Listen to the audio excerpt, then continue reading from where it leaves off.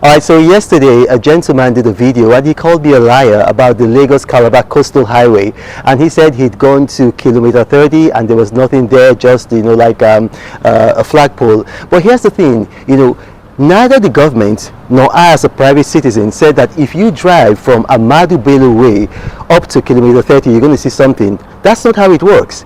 The Lagos-Calabar Coastal Highway Section 1, which begins on Ahmadu Bello Way, is actually 30 kilometers completed, but the 30 kilometers starts from Ahmadu Bello Way, 20 kilometers all the way to Okunwaja, and then it stops there, and from the other end, from Eleko, it goes backwards 10 kilometers. So it is the Eleko backward 10 kilometers and the 20 kilometers from Ahmadu Bello Way up to Okunwaja that is 30 kilometers. Now, we've said this before, but probably the young man who did the video missed that information. Watch this video. Is that by May 25th, 2025, there will be 30 kilometers that is ready for the president to commission in the section 1.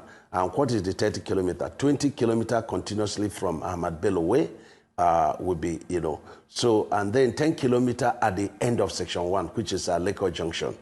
And why are we leaving about 17 kilometers? It's because of settlement, because the settlement of the sand by the reason of our instrument is going to take about 6 months or thereabout to properly settle because of the filling of up to 10 meters height within that section.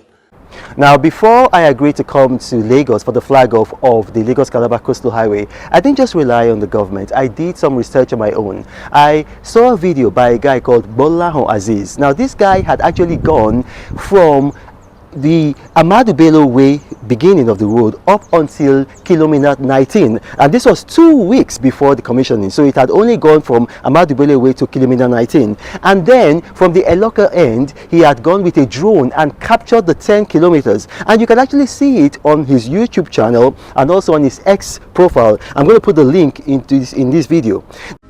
About 30 kilometers have been completed in 2 stretches. 20 kilometers from Victoria Island to Okunwaja and another 10 kilometers from Eleko heading back towards Okunwaja.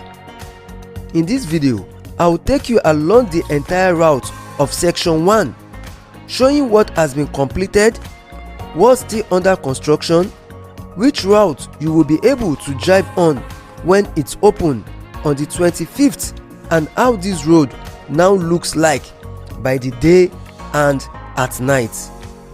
I also phoned this young man and I asked him to verify, and this was verified. So I went to Lagos.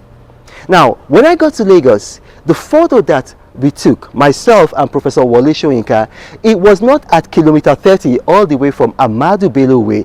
No, it was from kilometer 30, you see, from Ahmadu Bello Way up onto Okunwaja axis, that is 20 kilometers, and then from Eleko back, that's 10 kilometers. So the point where those two roads converged, that is where we took that photo. Now, the whole road itself is actually 47.4 kilometers. Why are you having 20 kilometers from Ahmadu Bello Way and then 10 kilometers from Eleko? It's just because they're going to have a bridge, railway and a tunnel in the 17.4 kilometers between, and that part has to be stabilized. It takes 6 months for that road to be stabilized. Now, this is standard practice all over the world. When you're building a bridge, a road, a railway or a tunnel, you don't just go from point A to point B. No, you start at either end of what you're building. So you start at point A and point B and you meet in the middle. If you recall, when I was presidential spokesman under former President Jonathan, we had the Lagos-Ibadan Way, High Expressway, and President Jonathan went there. You had Julius Berger beginning from one end and you had RCC begin from another end.